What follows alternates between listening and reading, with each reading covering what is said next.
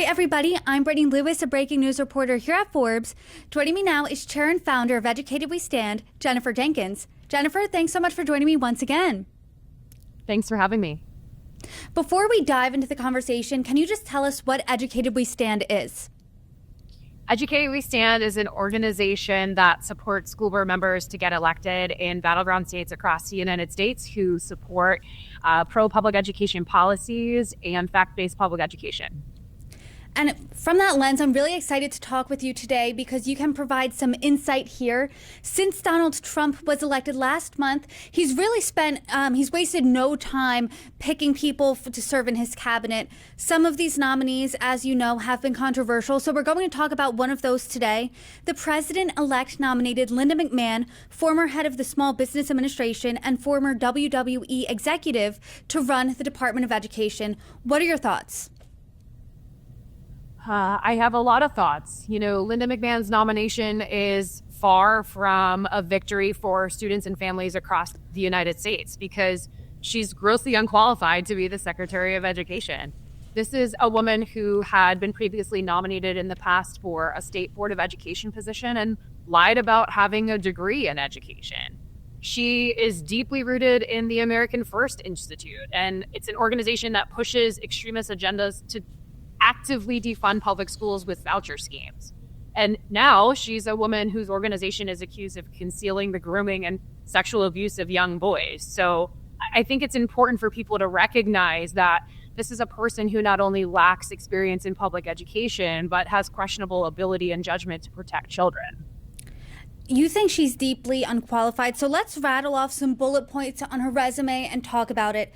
She was an executive at WWE. She served in Trump's first administration, the Board of Trustees of Sacred Heart University, and the Connecticut Board of Education. You don't think these are qualifications. What do you think the Department of Education would look like under her with this resume? I believe that Linda McMahon would do exactly what extremist groups like Moms for Liberty want her to do, as well as Donald Trump. I think that she will continue to push voucher schemes, push for the privatization of public education, as well as aim to do as much as they possibly can to shut down the Department of Education, which is going to have cuts to Title I funding for low-income schools, cuts to special education funding for our students with disabilities, school lunch programs for our students who are hungry and in need. I think it's very dangerous, and I think that families across the United States need to be concerned and need to be aware of the negative impacts that can happen. In another interview, you said you were raising a red alarm here. You're deeply concerned. I'm sure you talked to parents with Educated We Stand. What are parents saying? What are their concerns? The concerns for parents are not just the financial impacts. I mean, it's a deep concern for so many in the community about the civil rights protections that they have right now with the Department of Education. I have families who have special education students who are scared about what the effects to IDEA and 504s would be. These are things that are in place at the federal level that ensure our students with disabilities don't get discriminated against. Students who have had interactions and support through Title IX, prohibiting sex-based discrimination in education, students of color, low-income students. These are the most of the concerns that I'm hearing from people on the ground who are actively accessing our public education system. We're at a really interesting time in history because we have a president who is about to be in office, but we had 4 years of him in the past between 2017 and 2021. So we can look at history and see almost if how a second term could play out. And his first term Department of Education secretary was Betsy DeVos. What did you think about her? And do you think that that thread will continue in his next term? Yeah, I think that was just the beginning, right? I was also elected to my role as a school board member in 2020, and that was the beginning of the public education culture wars. I think it was just the roadmap that was leading us to where we are today. I do think that it's going to be worse. I do think an administration with Linda McMahon as the Secretary of Education would be more extreme. And I do think that they're going to continue to attempt to decentralize education from the federal level, bringing it back down to the states. And that should be a concern to people. I know on the surface why that sounds considerate and like local control. But we have an example here in the state of Florida, and it's a coming attraction for the rest of the United States. Florida is 50th in teacher pay, 46th in the nation for our average SAT scores. We're teaching students that there was benefits to enslaved people. So we need to be concerned if the federal government no longer has the ability to have authority over states' decisions when it impacts the overall education of our students. Let's talk about that, because that was a promise Donald Trump made on the campaign trail. He's going to shut down the Department of Education, give it back to the states. You're saying, hey, that's not a good idea. Talk about that a little more. Yeah, I mean, when he's claiming about shutting down the Department of Education, it's more about the politics of it than the actual policy changes. It's just playing into a wide agenda, right? So they're trying to attempt to shift education control entirely to the states so that their ideological views can be imposed into curriculums. And like I said, it's an unfortunate reality because that already has happened here in our state of Florida. They have been pushing for greater control over what has been taught in our schools. They have focused on banning books, to rewriting history to fit their perspectives. And just shutting down the Department of Education is going to remove that federal oversight, and it will make it easier and easier for states like Florida to continue to push their agenda without any accountability at all. I know that he said he wants to shut down the Department of Education, but he did nominate Linda McMahon to lead it. So how do you square that away? Do you think he's going to follow through on that promise?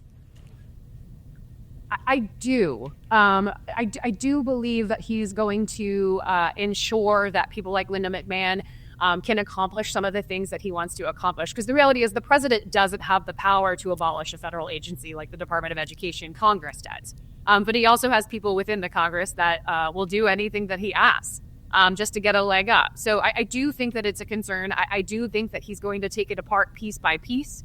I think some of the things that he's going to start with are access to college education grants, public service loan forgiveness, reducing funding sources for things like Title I and special education funding. I do think that we're going to see that. I don't think that him appointing Linda McMahon to this position is a safeguard.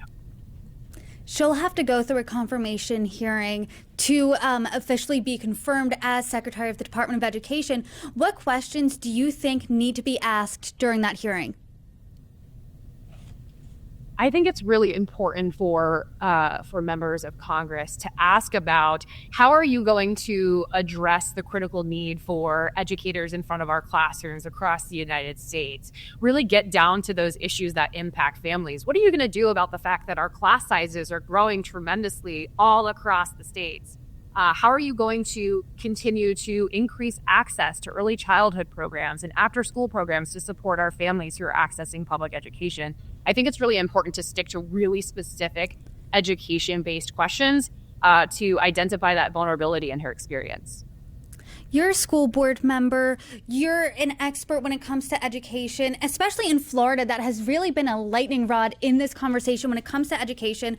What would you tell Linda McMahon, as someone who really has the experience here, what would you tell her needs to be done to fix the education system? I think it's important for the federal government to evaluate their priorities. I always say that a budget identifies what is a top priority. And I think it's important for us to recognize that there are areas, yes, there is a ton of money being poured into education, but there are a lot of areas that are seriously lacking the funding. So for instance, Title I funding is wonderful and our schools rely on that funding, but it's actually not even enough. Many of them are still struggling and they're going to have to do local referendums to make up that difference. Teacher pay is a significant issue from every state across the United States. And if you don't have a qualified quality educator in the forefront of a classroom, you're going to see decrease of scores and performance of students. And so I think it's important to take a look at the funding sources that exist and really where we're hurting and where we need it more. And just as a special education educator myself, and coming from a state of Florida where we're lacking those resources, I think it's really critical that we have a conversation about how we're going to meet those needs of those students even better going forward. I hate to play hypotheticals here, but we saw Trump's first term. Now, I want you to look forward to the future 4 years from now after a Trump second term. Let's say Linda McMahon gets confirmed, goes through 4 years of Trump. His promises include confirming Linda McMahon as well as dismantling the Department of Education. What does education in this country look like 4 years from today? It is going to further the gap and disadvantages by exponential amounts. We will see major discrepancies in certain demographics, and students with low-income families widen and widen, and everyone should be concerned about that. Even if you think that, this isn't going to impact my student or my family directly, I have access to private school or schools of my choice and great schools in my area. You need to be concerned about the community that you live in. We're all in this together, and we need to uplift every single one of our students in our communities to make sure that we have a better future going forward. And let's say he does give education back to the states. This becomes a states issue. How different would a public school kid's education in New York be from Florida, be from Colorado, be from Oregon? How different does that education look? I argue that it's already in the state's control. The majority of our funding does come from the state. It doesn't come from the federal government. But the part that's most important is the accountability and the oversight. There have been many, many instances in which the federal government has had to step in for the civil rights of our students to ensure that funds are being appropriately spent and distributed to classrooms across the United States of America. And so, shifting to total and full control and oversight at the state level only makes it more risky and dangerous for the taxpayers. Let's say she is confirmed, Linda McMahon. How does that impact the local level, even down to a school board?